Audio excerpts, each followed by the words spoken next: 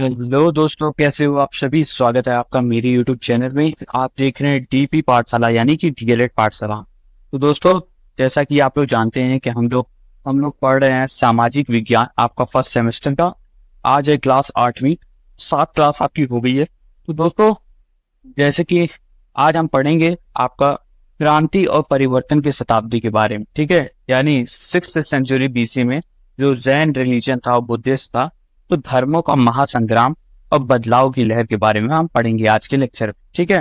तो स्वागत है बच्चों, जो लोग नए लोग हैं उनको भी स्वागत है आपको मेरी यूट्यूब चैनल में। आप देख रहे हैं डीपी पाठशाला यानी कि डीएलएड पाठशाला। हम डीएलएड बीटीसी के सभी विषय आपको पढ़ाते हैं बिल्कुल ही मुफ्त और बिल्कुल ही आसान भाषा में।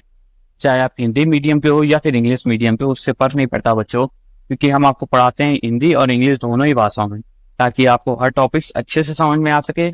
अगर आप ढूंढ रहे हो डीएलएड के सभी विषयों के सटीक, सरल और पूरी तरीके से नोट्स आधारित वीडियोस, तो आप बिल्कुल सही चैनल पे आ गए हो। चैनल को सब्सक्राइब कर दें, वीडियो को लाइक कर दें, बेल आइकन दबा दें और हमारा टेलीग्राम चैनल डीएलएड पाठशाला को ज्वाइन कर लें। यहाँ पे हम नोट्स आपको फ्री में प्रोवाइड कर देते हैं, ठीक है। तो दोस्तों, आज का क्लास जो 8वीं क्लास है, क्लास 8, उसको स्टार्ट करने से पहले हम लोग रिविजन कर लेते हैं कि लास्ट क्लास हमने क्या पढ़ा था। लास्ट क्लास हमने सिकंदर महाजनपदों के बारे में और सिकंदर के अलेक्जेंडर के बारे में पढ़ा था, याद है। देखिए, लास्ट क्लास हमने पढ़ा था महाजनपद काल के बारे में। 6th सेंचुरी इस शताब्दी, 6ठी शताब्दी ईसा पूर्व में, तो बड़े और शक्तिशाली जनपदों जो आपस की लड़ाई के बाद बने थे, ठीक है। महत्व क्या था, परिवर्तनकारी काल था। लोहे का अधिक प्रयोग हुआ था पूर्व यूपी और पश्चिमी बिहार, ठीक है। जानकारी के स्रोत कौन कौन से थे, बौद्ध जैन साहित्य, पढ़िनी की अष्टाध्यायी शासन प्रणाली में राजतांत्रिका और गणतांत्रिका दोनों, ठीक है। 16 जनपद महाजनपद जो आपके राजधानी सहित हमने देखे थे, अंग, चंपा, मगध आपका गिरिब्रज, राजगृह जो बाद में हो गया था, काशी आपका वाराणसी, कौशोदा, सरस्वती, वत्स का आपका कौशाम्बी, समझे, कुरु, इंद्रप्रस्थ। इसी तरीके से हमने 16 महाजनपदों और उनकी राजधानी के बारे में पढ़ा। मगध का साम्राज्य हमने देखा कि पहला प्रभावशाली शासक जो था वो बिंबिसार था। फिर आपका उसका बेटा हुआ अजातशत्रु, ठीक है। कारण मगध का साम्राज्य में कारण क्या था, उत्तरी पश्चिमी भारत से आपसी फूट, जिससे ईरानी व यूनानी आक्रमण हुआ, ठीक है। सिकंदर का भारत पर आक्रमण इंपॉर्टेंट 326 ईसा पूर्व में हुआ। कौन था, मकदूनिया का राजा फिलिप का पुत्र। याद कर लीजिएगा बच्चे, ये सिकंदर वगैरह वाला, ये आपके सेकंड सेमेस्टर में भी काम आएगा, थर्ड सेमेस्टर में भी काम आएगा। ये हमेशा आपको काम आएगा, हमेशा आपसे ये पूछा जाता है सिकंदर के बारे में। भारत आगमन 327 ईसा पूर्व में काबुल घाटी जीतकर भारत में प्रवेश हुआ, ठीक है।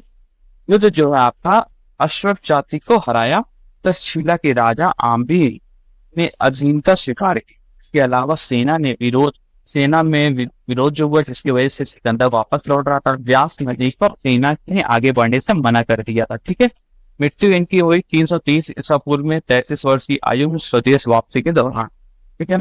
सिकंदर के आक्रमण का प्रभाव क्या पड़ा भारत पे, तो राजनीतिक भारतीय राजाओं की एकता की कमी के बारे में पता चला। पश्चिमी पंजाब सिंध में यूनानी राज्यों की स्थापना हुई और युद्ध तकनीक को ज्ञान हो गया। आर्थिक में नए व्यापारिक मार्ग खुल गए।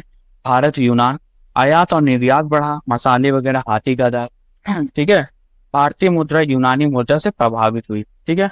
इसी के साथ साथ सांस्कृतिक में आपका चिकित्सा, मूर्ति कला, भवन निर्माण पर यूनानी प्रभाव और भाषा साहित्य में भी यूनानी शब्दों का समावेश हुआ, मतलब जुड़ गए वो सब। अतिरिक्त तथ्य क्या थे, सिकंदर धनानंद के समय भारत आया था और 326 ईसा पूर्व में सिकंदर ने भारत पर आक्रमण किया था। ये आपका अतिरिक्त जानकारी है। तो दोस्तों, ये थी आपकी कल की क्लासेस।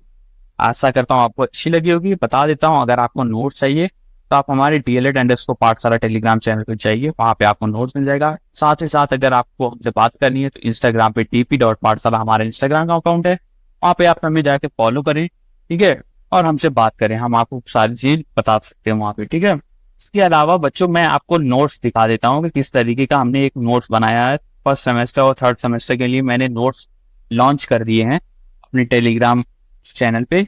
वैसे नोट जो प्रिंट आउट कर सकते हो, ठीक है। तो प्रिंट आउट होने वाले नोट्स हैं जो आपके व्हाइट बैकग्राउंड में है लिखे हुए, उसको मैं आपको एक बार दिखा देता हूँ, आप लोग वहां से जाकर के देखिएगा। देखिए दोस्तों, नोट्स आप लोगों को दिख रहा है कि नहीं, ठीक है। बाल विकास का नोट्स है, मैंने अपने टेलीग्राम चैनल पे इसको डाल दिया। आपका फर्स्ट सेमेस्टर का बाल विकास का नोट्स, बाल विकास की परिभाषाएं, बहुत ही अच्छे तरीके से हमने इसको सारी चीजें लिखी हुई है आपको, और सारी चीजें समझ में आएगा। ज्यादा वाटर मार्क वगैरह भी नहीं है, इंग्लिश हिंदी सारी चीजों का यूज किया गया है। आप तो इसको प्रिंट आउट कराएंगे, मस्त, इससे बाहर आपको कुछ नहीं आने वाला, सारी चीजें इसी से आएंगी आपकी।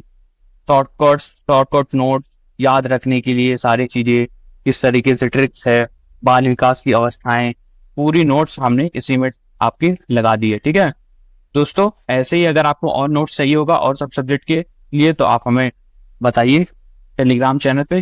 ठीक है, हम आपको बाकी सब सब्जेक्ट का भी नोट्स आपको ऐसे प्रोवाइड कर लेंगे। आप वहां पे जाकर के इसको किसी भी शॉप पे आप प्रिंट आउट करा सकते हैं। इससे अच्छा मैं बता रहा हूँ, इससे अच्छा नोट्स आपको कहीं भी कोई भी चैनल आपको नहीं देगा, जितना अच्छा नोट्स मैंने बनाया है और जितने अच्छे से क्वालिटी मैं आपको दे रहा हूँ।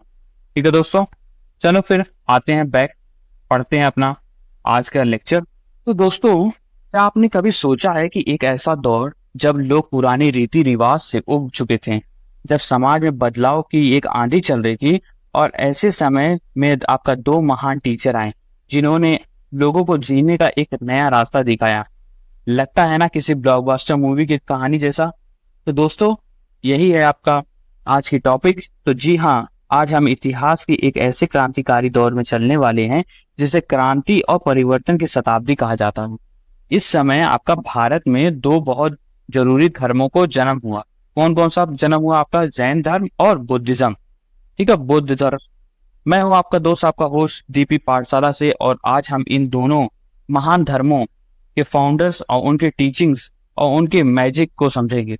तो अपनी कॉपी किताब आप निकाल लीजिए। ठीक है, क्योंकि ये क्लास आपकी इतिहास की एक सुपर डुपर एंटरटेनिंग धर्म क्रांति क्लास होने वाली है। ठीक है, तो हम लोग एक्सप्लोर करेंगे स्पिरिचुअल जर्नी के बारे में। ठीक है, तो दोस्तों नमस्ते आप सभी को।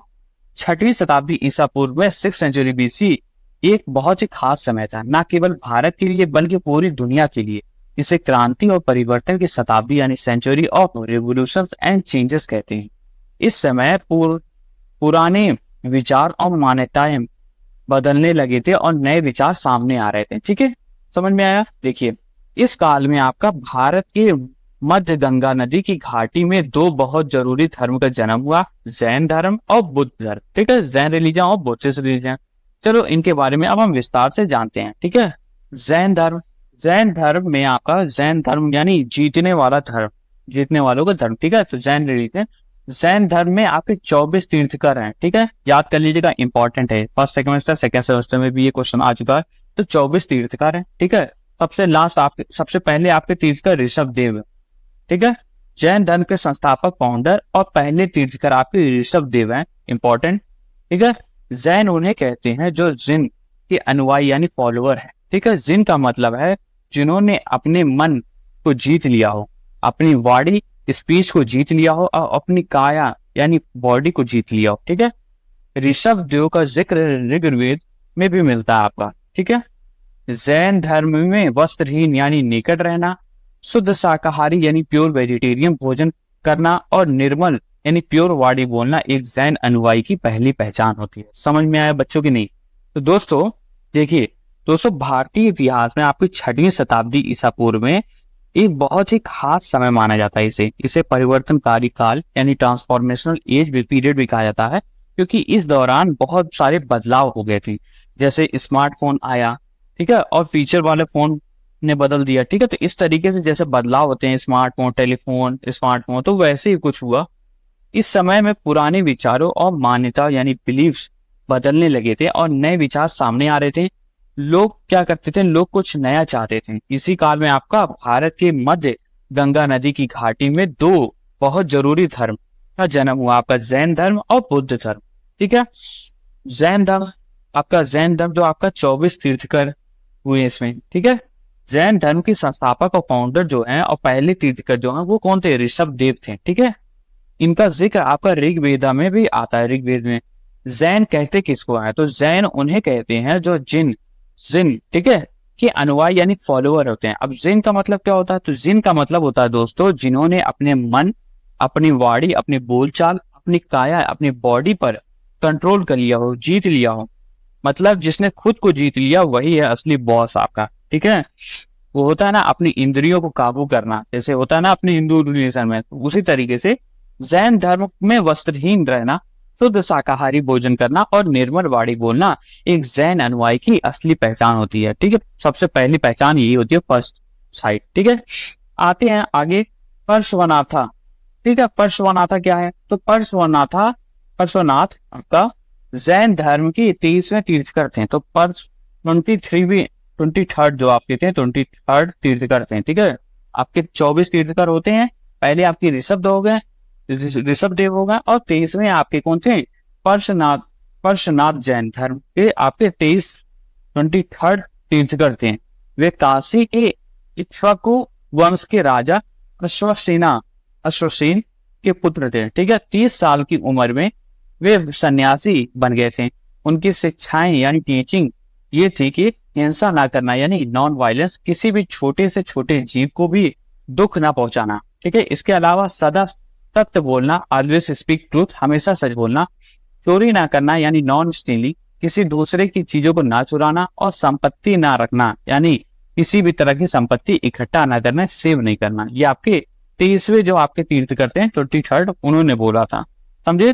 देखिए, जैन धर्म के आपके 24 तीर्थकर होते हैं। ठीक है, जो पहले आपके ऋषभ देव थे, 23rd जो होते हैं आपके वो पार्श्वनाथ थे। ठीक है, तो पार्श्वनाथ जो थे वो जैन धर्म के आपके 30वें तीर्थ करते हैं। वे काशी के राजा अश्वसेन के पुत्र थे। 30 साल की उम्र में वे सन्यासी बन गए थे। ठीक है, इसके अलावा उनकी जो शिक्षाएं थी यानी टीचिंग थी, वो हिंसा ना करना यानी नॉन वायलेंस, किसी भी छोटे से छोटे जीव को भी दुख ना पहुंचाना यानी चींटी को भी मत सताना। ठीक है, होता है ना, कुछ लोग बोलते हैं कि चींटी भी अपने से मरनी नहीं चाहिए। सदा सत्य बोलना, ऑलवेज स्पीक ट्रूथ, हमेशा सच बोलना, चोरी ना करना यानी कि कुछ चुराना नहीं किसी दूसरे की चीजों को, और संपत्ति ना रखना यानी किसी भी तरीके की संपत्ति को इकट्ठा ना करना। ये इनकी चार मेन आपकी टीचिंग थी। किसकी? 23rd तीर्थकर की। ठीक है, जो आपके पार्श्वनाथ हैं। ठीक है, अब हम आते हैं महावीर स्वामी। महावीर स्वामी कौन थे? तो महावीर स्वामी आपके लास्ट आपके 24वें तीर्थकर थे यानी अंतिम वाले तीर्थकर। तो महावीर स्वामी जैन धर्म के 24वें 24वें अंतिम तीर्थकर थे। जन्म इनका, महावीर का जन्म ईसा से 599 साल पहले कुंडग्राम यानी वैशाली में हुआ था। ठीक है, तो वैशाली यानी कुंडग्राम में हुआ था आपका इनका जन्म ईसा से 599 साल पहले। इसके अलावा इनके पिता का नाम सिद्धार्थ था, जो आपका ज्ञातक कुल के सरदार थे। इनकी माता का नाम त्रिशला था। ठीक है, पत्नी महावीर की पत्नी का नाम यशोदा, और पुत्री का नाम अन्नौजा प्रियदर्शनी। ठीक है, ये था। बचपन का नाम इनका, महावीर स्वामी के बचपन का नाम आपका वर्धमान था। इन्होंने 30 साल की उम्र में माता पिता की मृत्यु के बाद अपने भाई की इजाजत से संन्यास ले लिया। ठीक है, ज्ञान प्राप्ति इनको क्या हुई? इनलाइटमेंट। तो 12 साल की कठिन तपस्या करने के बाद 42 साल की उम्र में 13वें वर्ष जिरम्बिक के पास आपका रिजुपालिका नदी के किनारे साल वृक्ष के नीचे तपस्या करते हुए उन्होंने ज्ञान प्राप्त किया। ज्ञान प्राप्त करने के बाद वे अरहत यानी पूज्य और निगर्ष यानी बंधहीन यानी फ्री फ्रॉम बॉन्ड्स कहलाए। ठीक है, तो ये जब तपस्या किए, तपस्या के बाद इनको ज्ञान प्राप्ति हो गई, तो ये सारी चीजें आपके बंधन मुक्त हो गए। ठीक है, महावीर के पहले अनुयायी जो फॉलोअर थे उनके दामाद जामिल बने। ठीक है, महावीर स्वामी के प्रतीक चिन्ह आपका लायन यानी शेर था, लायन। ठीक है, तो इनका प्रतीक चिन्ह जो था वो सिंहा था। ठीक है बच्चों, तो ये था आपका महावीर स्वामी। देखिए, महावीर स्वामी यानी अंतिम तीर्थकर और महायोद्धा ये थे। तो जैन धर्म के सबसे प्रसिद्ध जो हैं और 24वें अंतिम तीर्थकर आपका महावीर स्वामी की। तो महावीर स्वामी का जन्म जो हुआ था वो ईसा से आपका 599 साल पहले कुंडग्राम वैशाली में हुआ था। परिवार, इनके पिता का नाम आपका सिद्धार्थ था, माता का नाम त्रिशला, पत्नी का नाम यशोदा और पुत्री का नाम अन्नौजा प्रियदर्शनी। ठीक है, बचपन का नाम इनका महावीर स्वामी के बचपन का नाम क्या था? वर्धमान था। इसके अलावा इन्होंने 30 साल की उम्र में माता पिता की मृत्यु के बाद अपने भाई की इजाजत से संन्यास ले लिया, जैसे किसी ने अपनी सारी सुख सुविधाओं को छोड़ दिया हो। ठीक है, अपना सब कुछ त्याग दे दिया हो। इसी तरीके से इनको ज्ञान की प्राप्ति भी हुई। 12 साल की कठिन तपस्या करने के बाद 42 साल की उम्र में जरिबिक के पास आपका ऋजुपालिका नदी के किनारे साल वृक्ष के नीचे तपस्या करते हुए उन्होंने ज्ञान प्राप्त कर लिया। ज्ञान प्राप्त करने के बाद पूज्य और बंधहीन कहलाएंगे, मतलब सारे बंधन इन्होंने तोड़ दिए। महावीर के पहले अनुयायी उनके दामाद जामिल थे बने, ठीक है। तो इनके जो दामाद था यानी इनके पुत्र का जो हस्बैंड थे वो इनके पहले अनुयायी यानी उनके पाथ पे फॉलो करने वाले बने। महावीर स्वामी का प्रतीक चिन्ह जो था वो लायन था, सिंह, ठीक है। जैसे शेर बिना डरे चलता है वैसे ही महावीर भी आपके बिना डरे चलते थे, इसी के लिए इनको महायोद्धा कहा जाता है, ठीक है। और इसके बाद कोई तीर्थकर नहीं आया, तो ये आपके लास्ट तीर्थकर थे।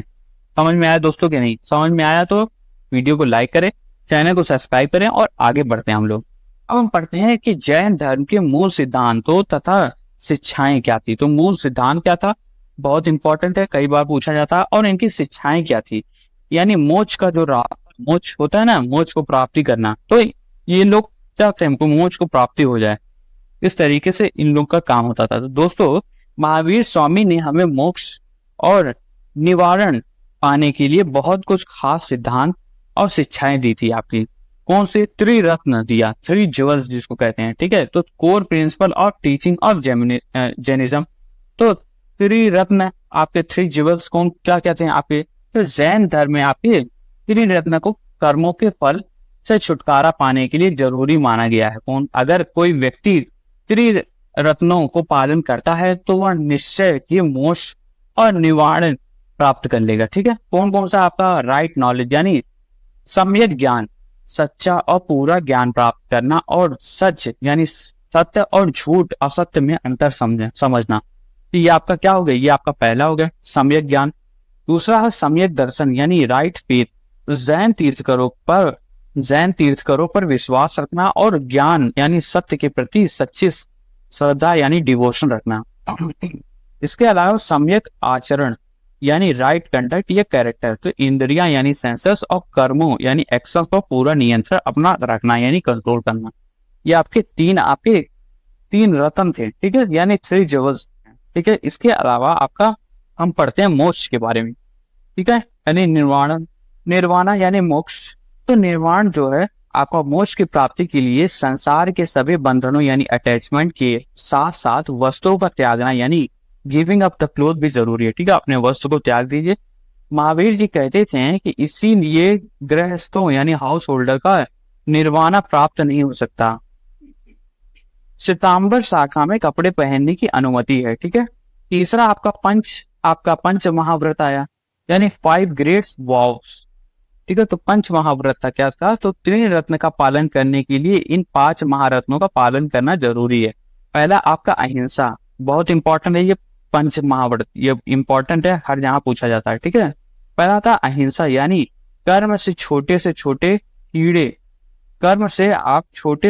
कीड़े को भी पीड़ा ना देना हिंसा है। इसी के लिए अहिंसा के प्रतिज्ञा करें यानी वो करें, शपथ लें, ठीक है। जैन धर्म में मांस खाना मना होता है। इसके अलावा आपका सत्य, दूसरा क्या होता है? सत्य, हमेशा सच बोलना और झूठ का त्याग करना। तीसरा होता अस्तेय, यह क्या होता है? किसी दूसरे की चीज चुराना या बिना बताए लेना पाप होता है। चौथा आपका जो परिग्रह, ठीक है। तो अपरिग्रह क्या है? तो जैन मुनि किसी भी प्रकार का रुपया, पैसा, संपत्ति का संग्रह यानी कलेक्शन नहीं कर सकते, ठीक है। पांचवा आपका 5 जो है वो आपका ब्रह्मचर्य है।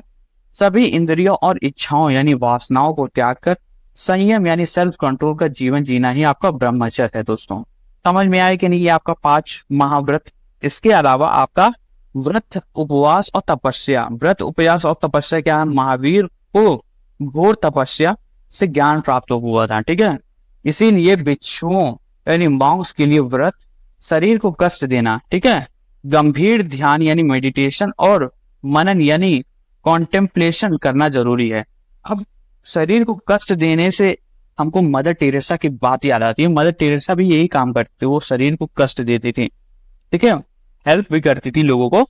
लेकिन उनकी एक डार्क स्टोरी भी है, जो कि आप यूट्यूब वगैरह पे आप सर्च करेंगे कि mother Teresa story dark reality वगैरह करके आपको मिलेगा कि वो कष्ट भी देती थी शरीर को। तो उनका मानना था कि शरीर को कष्ट देंगे तो आपको आपको ज्ञान की प्राप्ति होगी। ठीक है, तो ये आपके 5 आपके हमने पढ़े कि क्या क्या मूल सिद्धांत हैं और उनकी शिक्षाएं क्या थी, यानी core principles and teachings of Jainism. तो रिवाइज कर लेते हैं दोस्तों। देखिए, पहले तो आपका त्रिरत्न आता है। 3 रत्न जो है आपका जैन धर्म में, आपका त्रिरत्नों का कर्मों के फल से छुटकारा पाने के लिए जरूरी माना गया है। ठीक है, अगर कोई व्यक्ति 3 रत्नों का पालन करता है तो वह निश्चय ही आपका मोक्ष प्राप्त कर लेगा। ये समझो कि मोक्ष पाने का पासवर्ड है एकदम। तो ये सबसे आपका निश्चय वो मोक्ष प्राप्त कर लेगा, समझो एकदम आपका मोक्ष पाने का पासवर्ड हो गया है कि नहीं। तो क्यों कौन से थे आपके सम्यक ज्ञान यानी राइट नॉलेज, तो सच्चा और पूरा ज्ञान प्राप्त करना, और सच व झूठ के अंतर समझाना। दोस्तों, बारिश वगैरह बहुत अच्छे से हो रही है। आप लोग की सिटी में अगर बारिश हो रही है शहर में तो बताइए, है ना। मौसम बहुत अच्छा है, चाय पकौड़ी खाने वाला मौसम हो रहा है। सम्यक दर्शन देखते हैं दूसरा, तो राइट फेथ, जो आपका जैन तीर्थंकरों पर विश्वास रखना और जो ज्ञान की प्राप्ति है, ज्ञान के प्रति आपकी सच्ची श्रद्धा रखना। ठीक है, यानी डिवोशन रखना। और सम्यक आचरण यानी राइट कंटेंट कैरेक्टर, यानी इंद्रियों और कर्मों को पर पूरा अपना नियंत्रण रखना, अपने आप को कंट्रोल करना। ठीक है, ये आपके 3 आपके क्या थे, 3 आपके ज्वेल थे। 3 ज्वेल से पहले आपके 5 महाव्रत आते हैं। ठीक है, उससे पहले हम निर्वाणा यानी मोक्ष देख लेते हैं। तो मोक्ष जो है, निर्वाणा की प्राप्ति के लिए आपकी संसार की सभी बंधनों के साथ साथ वस्त्रों को भी त्यागना जरूरी होता है। महावीर जी कहते थे कि इसीलिए गृहस्थों का निर्वाणा प्राप्त नहीं हो सकता, यानी जो गृहस्थ वाले जीवन जीते हैं उनको निर्वाणा प्राप्त ही नहीं हो सकता। हालांकि एक थे आपके श्वेतांबर शाखा में, आपके जैन में श्वेतांबर शाखा है, तो वो लोग क्या कहते थे, उनमें कपड़े पहनने में अनुमति है। ठीक है, बाकी महावीर जी कहते थे कि आपको निर्वाणा प्राप्त करने के लिए, मोक्ष प्राप्त करने के लिए आपको वस्त्र को भी त्यागना जरूरी है। इसके अलावा 5 महाव्रत के बारे में हमने देखा। तो त्रिरत्न का पालन करने के लिए इन 5 महाव्रतों का पालन करना बहुत जरूरी होता है। कौन कौन सा है याद कर लीजिए, बहुत इंपॉर्टेंट है। अहिंसा, सत्य, अस्तेय और अपरिग्रह और ब्रह्मचर्य, ये आपके 5 आपके पंच महाव्रत हो गए, यानी 5 ग्रेट वॉव। तो त्रिरत्न का पालन करने के बाद, आपका पालन करने से ये 5 महाव्रतों का पालन करना जरूरी होता है। अहिंसा यानी छोटे से छोटे कीड़े को भी पीड़ा ना पहुंचे, आपके अहिंसा हो गया। ठीक है, आपके जैन धर्म में मांस खाना मना है। ठीक है, नो किलिंग वाली पॉलिसी होती है बेसिकली। इसके अलावा सत्य, आपको हमेशा सच बोलना है और झूठ का त्याग करना है। इसी तरीके से आपका अस्तेय, अस्तेय क्या है, किसी दूसरे की चीज को चुराना नहीं, यानी चोरी नहीं करना है। बिना बताए लेना भी पाप होता है, मतलब आपका नो चोरी एकदम। ठीक है, इसके अलावा आपका अपरिग्रह, यानी जैन मुनि किसी भी प्रकार का रुपया, पैसा, संपत्ति संग्रह नहीं करते, यानी इकट्ठा नहीं करते, स्टोर नहीं करते कि आगे हमको कल हमको इसका काम आएगा, ये सब वो काम नहीं करते हैं। ठीक है, ये है पूरा एकदम मिनिमलिस्टिक टाइप के आपके। फिर आपका आता है ब्रह्मचर्य, यानी सभी इंद्रियों और इच्छाओं को त्याग कर संयम का जीवन जीना। आपका ये आपका 5 महाव्रत थे। ठीक है, महाव्रत के बाद आपका व्रत और उपवास भी था और तपस्या भी था। तो महावीर को घोर तपस्या में ज्ञान प्राप्त हुआ था, इसीलिए वो बिच्छुओं के लिए व्रत, शरीर को कष्ट देना और गंभीर ध्यान और मनन करना। ठीक है, ये सारा ये बताते थे कि ये करना जरूरी होता है। ठीक है, अब हम पढ़ते हैं दोस्तों। समझ में आया आप लोग को इतना चीज की नहीं, बहुत अच्छे से, बहुत आसानी से, बहुत धीरे धीरे हमने समझाया है। कुछ लोग बोलते हैं बहुत तेजी से मैं बताता हूँ। ठीक है, तो अगर समझ में आया तो वीडियो को लाइक कर दीजिए। आगे चलते हैं, हम पढ़ते हैं जैन धर्म की उन्नति और प्रसार। ठीक है, उन्नति एवं प्रसार, श्वेतांबर और दिगंबर, यानी progress and spread of Jainism के बारे में। ठीक है, तो दोस्तों कुछ समय बाद महावीर स्वामी के अनुयायी 2 मुख्य संप्रदायों यानी सेक्ट्स में बट गए। ठीक है, अब महावीर स्वामी जो थे वो आपके लास्ट थे। ठीक है, तो उनके जो टीचिंग थी, अब उसमें 2 गुट बट गए। ठीक है, 2 गुट बट गए। एक बोलते हैं कि हम ये है इस तरीके से करेंगे, एक बोलते हैं हम इस तरीके से करेंगे। तो कुछ समय बाद महावीर स्वामी के अनुयायी 2 मुख्य संप्रदायों यानी सेक्ट्स में बट गए। आपका श्वेतांबर जो सफेद कपड़े पहनते, और दिगंबर यानी जो नग्न यानी कपड़े नहीं रहते थे। ठीक है, इनके कपड़े ही नहीं रहते थे। तो जैन धर्म में ईश्वर यानी गॉड को नहीं मानते, बल्कि आत्मा यानी सोल का माना जाता है। ठीक है, तो गॉड को नहीं मानते, आत्मा को पूजा जाता है। ठीक है, महावीर पुनर्जन्म और कर्मवाद पर विश्वास रखते थे। हजूरों में जैन मंदिरों का निर्माण चंदेल शासकों ने कराया है। जैन तीर्थंकरों की जीवनी यानी बायोग्राफी आपका भद्रबाहु द्वारा रचित कल्पसूत्र में है आपका, ठीक है। इसके अलावा मृत्यु जो हुआ आपका 72 साल की उम्र में महावीर की मृत्यु 527 ईसा पूर्व में बिहार राज्य में पावापुरी राजगृह में इनकी मृत्यु हो गई, ठीक है। समझ में आया जैन धर्म की उन्नति और प्रसार। देखिए बच्चों दोस्तों, जब आपका महावीर स्वामी की अनुयायी ये दो मुख्य सेक्ट्स में बढ़ गए, तो पहले थे आपको श्वेतांबर, एक आपके सफेद कपड़े वाले थे श्वेत, ठीक है, और दूसरा दिगंबर जो कपड़े ही नहीं पहनते थे, ठीक है। जैसे जंगल में पेड़ बिना कपड़ों के होते हैं ना, वैसे ही आपके। तो जैन धर्म में ईश्वर को नहीं मानते थे बल्कि आत्मा को माना जाता था। और महावीर जो थे वो उन्होंने पुनर्जन्म और कर्मवाद पर विश्वास रखते थे, ठीक है। उनको लगता था कि पुनर्जन्म होता है। इसी के साथ साथ खजुराहो में जैन मंदिरों का निर्माण चंदेल शासकों ने करवाया था, ठीक है। जैन मंदिरों का निर्माण हुआ था, चंदेल शासक ने करवाया था। चंदेल शासक के बारे में आप सेकंड सेमेस्टर में पढ़ेंगे, ठीक है। जैन तीर्थंकरों की जीवनी जो है वो आपका भद्रबाहु द्वारा रचित कल्पसूत्र में है, ठीक है। मृत्यु इनकी 72 साल की उम्र में महावीर की मृत्यु हो गई 527 ईसा पूर्व में बिहार राज्य में पावापुरी राजगृह में इनकी मृत्यु हो गई। समझ में आया बच्चों जैन धर्म की उन्नति और प्रसार। श्वेतांबर और दिगंबर के बारे में पता चला कि क्या होते हैं श्वेतांबर, क्या होते हैं दिगंबर, ठीक है। आगे बढ़ते हैं बुद्ध धर्म के बारे में। जैन धर्म हो गया, अब हम बुद्ध धर्म के बारे में पढ़ते हैं कि बुद्ध धर्म क्या था, ठीक है, उनके बारे में पढ़ते हैं, ठीक है। तो बुद्ध धर्म यानी एशिया का प्रकाश, एक ऐसा धर्म की जिसने एशिया में एक बड़े हिस्से को रोशन किया, जो आपका बुद्ध धर्म यानी बुद्धिस्ट रिलीजन था, ठीक है। बुद्ध धर्म के संस्थापक फाउंडर गौतम बुद्ध, जो आपके इनका बचपन का नाम आपका सिद्धार्थ था। बुद्ध का जन्म ईसा से 563 साल पहले नेपाल की कपिलवस्तु के पास लुम्बिनी के राजा सुधोधन के घर हुआ था, ठीक है। तो नेपाल कपिलवस्तु के पास लुम्बिनी है, वहां के राजा सुधोधन के घर हुआ था इनका जन्म, ठीक है। इनकी माता का नाम महामाया, जिनकी बुद्ध के जन्म के 7वें दिन ही मृत्यु हो गई थी, ठीक है। 7वें दिन इनकी मृत्यु हो गई थी। पालन पोषण जो है इनका पालन पोषण कौन किया था? इनका पालन पोषण जो है इनकी सौतीली माँ प्रजापति गौतमी ने किया था, ठीक है। किसने किया था? प्रजापति गौतमी ने। बचपन का नाम गौतम बुद्ध के बचपन का नाम सिद्धार्थ था। एक जगह है सिद्धार्थ नगर, ठीक है, सिद्धार्थ नगर है, उसी के नाम पे उनका नाम पड़ा है सिद्धार्थ। ये सिटी का जो नाम है सिद्धार्थ नगर, ये इन्हीं के नाम पे पड़ा है क्योंकि सिद्धार्थ नगर गौतम बुद्ध के बचपन का नाम है, ठीक है। आगे आते हैं, यूपी में ही है, ठीक है। विवाह आपका बुद्ध का विवाह आपका 16 साल की उम्र में यशोधरा के साथ हुआ था। इनके पुत्र का नाम राहुल था, ठीक है। गृह त्याग जो था, इन्होंने घर त्यागा था 29 साल की आयु में बुद्ध ने घर छोड़ दिया, जिसे बुद्ध धर्म की महाभिनिष्क्रम, ठीक है, तो महाभिनिष्क्रम कहा गया है इसको, कि धर्म के 29 साल में इन्होंने बुद्ध धर्म में बुद्ध ने आपका घर छोड़ दिया, ठीक है। समझ में आया बुद्ध धर्म क्या है? तो दोस्तों बुद्ध धर्म के संस्थापक आप ही गौतम बुद्ध हैं। इनका जन्म आपका 563 साल पहले नेपाल के ईसा से 563 साल पहले नेपाल के कपिलवस्तु के पास लुम्बिनी में राजा सुधोधन के घर हुआ था। जैसे आज बच्चे घर में पैदा होते हैं ना, तो वैसे ही राजा के घर में वो पैदा हुआ था गौतम बुद्ध, ठीक है, जिनका बचपन का नाम सिद्धार्थ था। परिवार इनकी माता का नाम महामाया था, जिनकी बुद्ध की जन्मजात के 7वें दिन ही इनकी मृत्यु हो गई थी, ठीक है। कुछ टेक्स्ट में, कुछ बुक वगैरह में 9वें दिन लिखा हुआ है, लेकिन 7वां दिन जो है वो ज्यादातर लिखा हुआ है, ठीक है। तो 7वें दिन इनकी मृत्यु हो गई थी। इनका पालन पोषण जो है इनकी सौतेली माँ जो थी प्रजापति गौतमी ने किया था।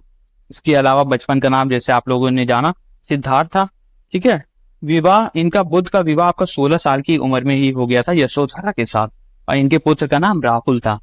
इसके अलावा दोस्तों इन्होंने गृह त्याग किया 29 साल की आयु में। बुद्ध ने घर छोड़ दिया, जैसे किसी ने अपनी सारी दौलत छोड़ दी हो, ठीक है। अब हम पढ़ते हैं बच्चों ज्ञान प्राप्ति का और उपदेश, जो इनको ज्ञान प्राप्ति हुई एक वृक्ष के नीचे बैठ करके, ठीक है। और उनको उपदेश क्या थी? बोधि वृक्ष के नीचे धर्म चक्र, ठीक है। तो घर छोड़ने के बाद क्या हुआ? ज्ञान प्राप्ति यानी इनलाइटमेंट। तो बिना अन्न जल ग्रहण किए 6 साल की कठिन तपस्या के बाद 35 साल की उम्र में वैशाख की पूर्णिमा की रात निरंजना नदी के किनारे पीपल वृक्ष के नीचे सिद्धार्थ को ज्ञान प्राप्त हुआ। ठीक है, तो सिद्धार्थ को ज्ञान कहाँ प्राप्त हुआ? निरंजना नदी के किनारे पीपल वृक्ष के नीचे आपका सिद्धार्थ को ज्ञान प्राप्त हुआ। ज्ञान प्राप्ति के बाद सिद्धार्थ बुद्ध के नाम से जाने जाने लगे। ठीक है, पीपल वृक्ष को अब बोधि ट्री, ठीक है, बोध गया आपने नाम सुना है ना कि नहीं? तो बोधि पीपल का पेड़ जो था वो अब बोधि वृक्ष है कहते हैं, और वह स्थान बोध गया कहलाता है। ठीक है, जहाँ इन्होंने ज्ञान को प्राप्त किया। ठीक है, बोध गया। समझ में आया? उपदेश देखते हैं कि उनके उपदेश क्या थे। तो बुद्ध ने अपना पहला उपदेश पाली भाषा में सारनाथ में दिया, जिसे धर्म चक्र परिवर्तन कहा गया। ठीक है, इसके अलावा बुद्ध ने सबसे ज्यादा उपदेश कौशल देश की राजधानी सरस्वती में दिए। ठीक है, मुख्य अनुयायी शासक बिंबिसार, उदयन और प्रसेनजित थे। ठीक है, ये थे इनके उपदेश के बारे में। देखिए दोस्तों, इनको जो ज्ञान की प्राप्ति हुई ये बिना अन्न जल के ग्रहण किए 6 साल तक बेचारी कठिन तपस्या किया इन्होंने, और 35 साल की उम्र में वैशाख की पूर्णिमा की रात निरंजना नदी के किनारे पीपल वृक्ष के नीचे सिद्धार्थ जी को आपको ज्ञान की प्राप्ति हो गई थी। इसके अलावा ज्ञान प्राप्ति करने के बाद सिद्धार्थ अब बुद्ध के नाम से, बुद्धा के नाम से जाने लगे। ज्ञान प्राप्ति करने के बाद इनका सिद्धार्थ बुद्ध के नाम से जाने जाने लगे, और पीपल वृक्ष पे अब बोध वृक्ष कहते हैं, और वो स्थान जहां इन्होंने पाया उसको बोध गया कहलाया जाता है। ठीक है, उपदेश में इन्होंने क्या हुआ? तो बुद्ध ने अपना पहला उपदेश पाली भाषा में सारनाथ में दिया, जिसे आपका धर्म चक्र प्रवर्तन कहा गया। ठीक है, इसके अलावा जैसे कोई आपका नया रास्ता दिखा रहा हो ना, वैसे इन्होंने एक नया रास्ता दिखाया। बुद्ध ने सबसे ज्यादा उपदेश जो है, अपना जो टीचिंग है, सरमन जिसको कहते हैं, वो कौशल देश की राजधानी सरस्वती में दिया। इसके अलावा प्रमुख अनुयायी शासक बिंबिसार, उदयन, प्रसेनजित। ठीक है, मृत्यु के बारे में अब हम देखते हैं। तो मृत्यु जो हुई तो महापरिनिर्वाणा, बुद्ध की मृत्यु आपकी 80 साल की उम्र में 483 ईसा पूर्व में कुशीनगर, देवरिया, उत्तर प्रदेश में हुई, जिसे बुद्ध धर्म में महापरिनिर्वाणा कहा जाता है। ठीक है, तो इनका अलग अलग हर चीज का नाम हो गया था। तो जब इनकी मृत्यु हुई तो उसको महापरिनिर्वाणा बोलते हैं। तो ठीक है, तो 80 साल की उम्र में 483 ईसा पूर्व में कुशीनगर, देवरिया, उत्तर प्रदेश में इनकी मृत्यु हुई, जिसे बुद्ध धर्म में महापरिनिर्वाणा बोलते हैं। ठीक है, समझ में आया बच्चों? समझ में आया कि नहीं? अब हम पढ़ते हैं सेकंड लास्ट टॉपिक जो आपका बहुत बड़ा है, वो है बुद्ध धर्म के सिद्धांत के बारे में और अनुयायी के बारे में। ठीक है, बुद्ध धर्म के आपके सिद्धांत और अनुयायी, त्रिपिटक और अष्टांगिक मार्ग के बारे में। ठीक है, तो त्रिपिटिका ऑफ बुद्धिज्म, तो बुद्ध धर्म की त्रिपिटक, बुद्ध धर्म के में 3 त्रिपिटक हैं जिनकी भाषा पाली है। ठीक है, देखिए बुद्ध ने हमें जीवन में दुखों से मुक्ति पाने के लिए कुछ बहुत ही गहरी बातें सिखाई। तो वो क्या थी? आपके बुद्ध धर्म की त्रिपिटक था। ठीक है, तो बुद्ध धर्म के त्रिपिटक आपके 3 हैं, एक है विनय पिटक, सुत्त पिटक और अभिधम्म पिटक। हर सेमेस्टर में भी आपका ये है। ठीक है, विनय पिटक जो है आपका बुद्ध संघ के नियम और कानून के बारे में है। सुत्त पिटक आपका बुद्ध के उपदेश और बातचीत के बारे में है। अभिधम्म पिटक आपका बुद्ध धर्म के दार्शनिक विचार के बारे में है। ठीक है, जीवन मरण के चक्र से मुक्त हो जाना ये आपका बुद्ध धर्म की निर्वाणा कहलाता है। बुद्ध धर्म में आपका पुनर्जीवन की मान्यता है। ठीक है, समझ में आया? समझ में आया कि नहीं? त्रिपिटक का समझ में आया? त्रिपिटक, तो त्रिपिटक जो है बुद्ध धर्म में 3 त्रिपिटक है जिनकी भाषा पाली है। ठीक है, कौन कौन से? विनय पिटक, एक तरीके से ग्रंथ आप समझ लीजिए, विनय पिटक। ठीक है, बुद्ध संघ के नियम जिसमें लिखे हुए हैं। सुत्त पिटक जो आपका बुद्ध धर्म के उपदेश हैं, और अभिधम्म पिटक जो बुद्ध धर्म के दार्शनिक विचार हैं। इसके अलावा जीवन मरण के चक्र से मुक्त हो जाना आपका बुद्ध धर्म में निर्वाणा कहलाया जाता है। ठीक है, और बुद्ध धर्म में पुनर्जन्म की मान्यता भी है। समझे बच्चों? अब हम आते हैं बुद्ध के अनुयायी यानी फॉलोअर्स के बारे में। तो कौन उनके फॉलोअर थे? तो बुद्ध के ने अपने अनुयायी को 2 भागों में बांटा। तो इनके 2 भाग में ये भी बढ़ गए, एक होता है मॉन्क और दूसरे होते हैं ले फॉलोअर्स यानी भिक्षुक, मॉन्क्स, जो बुद्ध धर्म के प्रचार के लिए संन्यास लेते थे और संघ में रहते थे। ठीक है, इसके अलावा उपासक कौन थे? जो गृहस्थ जीवन या हाउस होल्ड लाइफ जीते हुए बुद्ध धर्म को अपनाते थे। ठीक है, तो 2 लोग थे, एक भिक्षुक लिखते हैं, एक क्या थे? बुद्ध धर्म तो अपनाया है लेकिन गृहस्थ जीवन भी जी रहे हैं, ये आपके उपासक हो गए। ठीक है, 2 लोग थे। समझ में आया? समझ में आया बच्चों की नहीं? समझ में आया तो लाइक कर दीजिए। ठीक है, समझते हैं बुद्ध सभाएं या संगीत, बुद्धिस्ट काउंसिल्स और संगीत के बारे में। तो बुद्ध धर्म की शिक्षाओं और नियमों की व्याख्या एक्सप्लेनेशन के लिए बुद्ध सभाओं का आयोजन किया गया है, जिन्हें बुद्ध संगीतियां यानी बुद्धिस्ट काउंसिल भी कहते हैं। ठीक है, तो बौद्ध संगति समय, स्थान, अध्यक्ष, शासक के बारे में। ठीक है, पहली आपकी हुई 483 ईसा पूर्व में राजगृह में, महाकश्यप में अजात शत्रु हर्यक का वंश शासक था। ठीक है, दूसरी आपकी 383 ईसा पूर्व में हुई वैशाली में तबा कमी और ताराशोक। ठीक है, अध्यक्ष कौन था और आपके रूरल कौन थे, शासक कौन था। तीसरी आपकी 250 से 255 ईसा पूर्व पाटलिपुत्र में। ठीक है, फिर आपका चौथी आपकी प्रथम शताब्दी ईसा पूर्व में हुई। ठीक है, तो ये आपके इतना इंपॉर्टेंट नहीं है, लेकिन आप याद कर सकते हैं, कॉम्पिटिटिव एग्जाम में हो सकता है कभी कभी पूछा जा सकता है। ठीक है, चौथी जो बुद्ध संगीति के बाद आपका बुद्ध धर्म 2 भागों में बट गया। कौन कौन सा? हीनयान निम्न मार्गी यानी लेसर व्हीकल। इस शब्द का प्रयोग महायानियों द्वारा अपने विरोधियों के लिए किया गया है। यह बुद्ध के मूल उपदेशों पर जोर देते हैं। फिर महायाना जो है आपका यानी ग्रेटर व्हीकल, इसकी स्थापना नागार्जुन ने की है। यह बुद्ध को ईश्वर के रूप में पूजते हैं और मूर्ति पूजा का समर्थन करते हैं। ठीक है, हालांकि बुद्ध जो कहते थे वो मूर्ति पूजा के अगेंस्ट थे। ठीक है, समझ में आया इतना कि नहीं? समझ में आया बच्चों? आगे चलते हैं, हम पढ़ते हैं आपका 4 आर्य सत्य यानी 4 नोबल ट्रूथ के बारे में। इंपॉर्टेंट है, ठीक है, आपको बहुत इंपॉर्टेंट। तो बुद्ध के सांसारिक दुखों के संबंध में 4 बातें बताई गई। ठीक है, बुद्ध ने सांसारिक दुखों के संबंध में 4 आर्य सत्यों के उपदेश दिए। दुख यानी सफरिंग, तो जीवन दुख से भरा है। ठीक है, इसके अलावा दुख समुदाय यानी ओरिजिन ऑफ सफरिंग, तो दुखों का कारण इच्छाएं यानी डिजायर है। हम इच्छाएं करते हैं ना, हमको हर चीज की इच्छा है, हमको ये मिल जाए, हमको आईफोन मिल जाए, हमको फलाना मिल जाए। ठीक है, हम इस तरीके से जीवन, वैसे हमारे पास कार हो जाए, बाइक हो जाए, मोटरसाइकिल हो जाए, ये सारी इच्छाएं हैं, सारा दुख हमको देती है। दुख निरोध यानी इच्छाओं को छोड़कर दुखों को खत्म किया जा सकता है। इसके अलावा दुख निरोध का मार्ग यानी दुखों को खत्म करने का रास्ता। ठीक है, तो ये आपके 4 क्या थे? 4 नोबल ट्रूथ थे।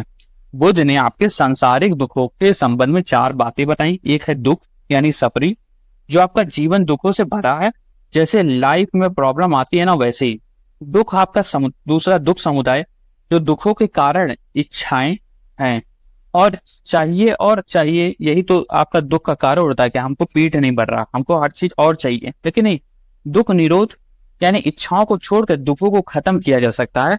और दुख निरोध का जो मार्ग है यानी दुखों को खत्म करने का रास्ता, जिसे आपका अष्टांगिक मार्ग कहते हैं। ठीक है, तो अष्टांगिक मार्ग के बारे में हम देखते हैं। अष्टांगिक मार्ग होता क्या, जिसको 8 फोल्ड पाथ कहते हैं। ठीक है, तो सांसारिक दुखों से मुक्ति यानी फ्रीडम के लिए 4 आर्य सत्यों को मानने के बाद इन 8 रास्तों का पालन करना चाहिए। कौन कौन से 8 रास्ते हैं? सम्यक दृष्टि, वही सारे चीज। ठीक है, तो सम्यक दृष्टि आ गया, राइट अंडरस्टैंडिंग यानी सही समझ दृष्टि। सम्यक संकल्प यानी राइट थॉट यानी सही इरादा, ये आपका हो, नेक इरादा हो, बोलते हैं ना लोग। सम्यक वाक्य यानी स्पीच यानी सही बोलना हो। ठीक है, सम्यक कर्म यानी सही काम करा है। सम्यक जीविका यानी सही जीवन जीना। सम्यक प्रयास यानी सही कोशिश करना। सम्यक स्मृति यानी सही ध्यान। और सम्यक समाधि यानी सही एकाग्रता। ठीक है, तो ये 8 आपके 8 फोल्ड के पाथ थी यानी अष्टांगिक मार्ग थे। तो दुखों से मुक्ति के लिए इन 8 रास्तों का पालन करना चाहिए। आपका सम्यक दृष्टि, सम्यक संकल्प, सम्यक वक्त, सम्यक कर्म, सम्यक जीविका, सम्यक प्रयास, सम्यक स्मृति, सम्यक समाधि। ये आपका एकदम हैप्पी लाइफ के 8 रूल जैसे होते हैं। ठीक है, तो आपको अगर हैप्पी लाइफ जीना है तो इसी तरीके से आप जी सकते हैं। समझ में आया बच्चों के नहीं? समझ में आया? आगे चलते हैं। 10 शील का क्या होता है? 10 शील क्या होता है? ठीक है, तो 10 शीला जिसको यानी 10 परसेप्ट, ये क्या है? तो बुद्ध ने आचरण की शुद्धता यानी प्योरिटी ऑफ कंडक्ट के लिए 10 शील के पालन की जरूरी बातें बताई। कौन कौन सी? यानी दोस्तों, बुद्ध ने आचरण की शुद्धता के लिए 10 शील का पालन के लिए जरूरी बातें बताई, जो आपकी अहिंसा यानी नॉन वायलेंस है, सत्य है यानी सत्य बोलिए, ब्रह्मचर्य, ठीक है, अपरिग्रह ग्रह, चोरी ना करना, अस्तेय, नृत्य का त्याग यानी डांसिंग ही ना करो, ठीक है, सुगंधित पदार्थों का त्याग करना, महक वगैरह, ठीक है, कोमल शया का त्याग, ठीक, लग्जरी बेड्स वगैरह जो सारी चीजें आपको लग्जरी कोमल बनाती है उन सबको त्याग करिए, असमय भोजन का त्याग, ठीक है, इसके तरह सभी नशों से दूर करना। ये 10 आपके प्रिसेप्ट है जो 10 शील बोलते हैं, ठीक है। बुद्ध का सबसे पवित्र त्योहार आपका वैशाख पूर्णिमा है। जिसे बुद्ध पूर्णिमा के नाम से जानते हैं। यह इसलिए मनाया जाता है क्योंकि बुद्ध का जन्म, ज्ञान की प्राप्ति और महापरिनिर्वाण यानी मृत्यु इसी दिन में हुआ था। ठीक है, समझ में आया दोस्तों। बुद्ध ने आचरण की शुद्धता के लिए 10 शील के पालन को जरूरी बताया, जिसमें आपका अहिंसा, सत्य, ब्रह्मचर्य, चोरी ना करना, संगीत का त्याग, नशों से दूर रहना आदि शामिल है। समझो आपका बुद्ध के 10 कमांड हो गए हैं, तो इस कमांड को फॉलो करिए, आप हैप्पी लाइफ जीएं। ठीक है, बुद्ध धर्म का जो सबसे पवित्र त्योहार है वो आपका वैशाख पूर्णिमा, जिसको बुद्ध पूर्णिमा कहा जाता है, क्योंकि बुद्ध का जन्म और ज्ञान की प्राप्ति और मृत्यु इसी दिन हुई थी आपका। ठीक है, एक ही दिन में हुई थी आपकी बुद्ध पूर्णिमा, इसीलिए कहते हैं उसको। ठीक है, बुद्ध पूर्णिमा या वैशाख पूर्णिमा। समझ में आया बच्चों की नहीं? अब हम चलते हैं लास्ट चीज, जो बटाटा वाला जैसे गरम गरम और फटाफट याद रखने वाले फैक्ट्स होते हैं, तो आपके एग्जाम में काम आएंगे। ये नोट्स है या मैजिक मंत्र, वो आपको पता चल जाएगा एग्जाम में। ठीक है, एग्जाम में जब आपको काम आएगा इस चीज का, तो आपको पता चलेगा इसका असली मजा है क्या।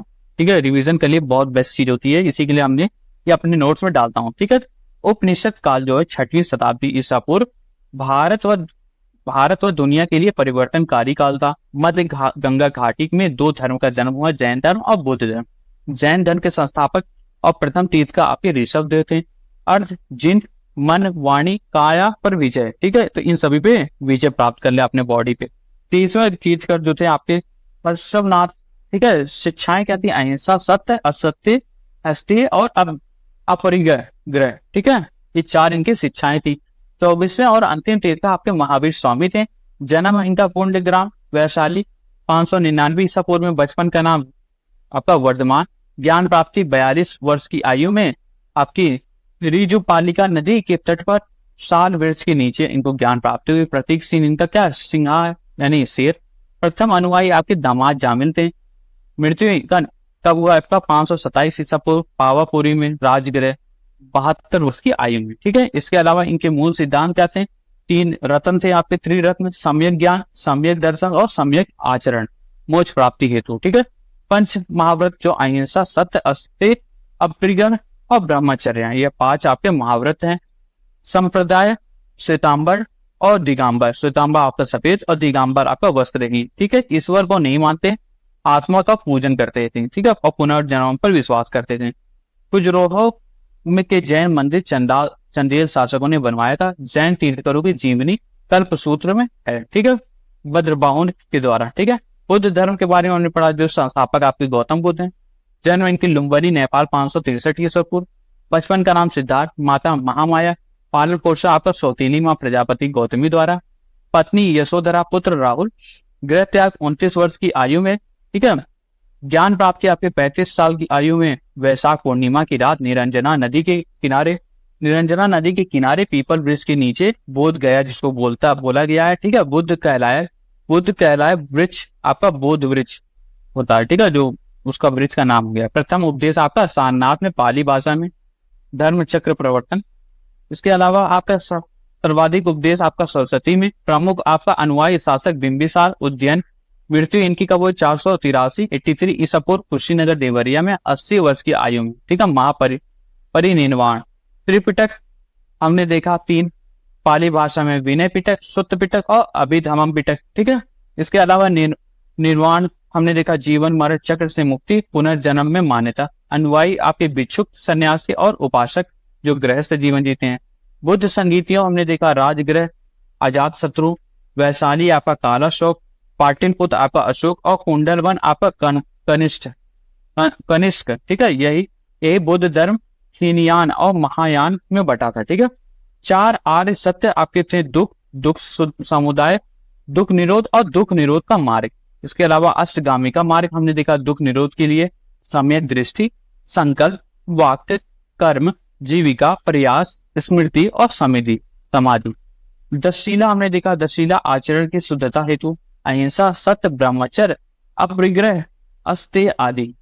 पवित्र त्योहार आपका वैशाख पूर्णिमा यानी बुद्ध पूर्णिमा है। ठीक है, तो ये था बच्चों आज का लेक्चर। हमारा हिस्ट्री अब यहाँ खत्म हो जाता है। हिस्ट्री की क्लास आपकी खत्म होगी। लगभग हाफ सिलेबस हम लोगों ने कवर कर लिया। ठीक है, लगभग कल से हम पढ़ेंगे आपका ब्रह्मांड यानी कॉस्मोस या यूनिवर्स के बारे में।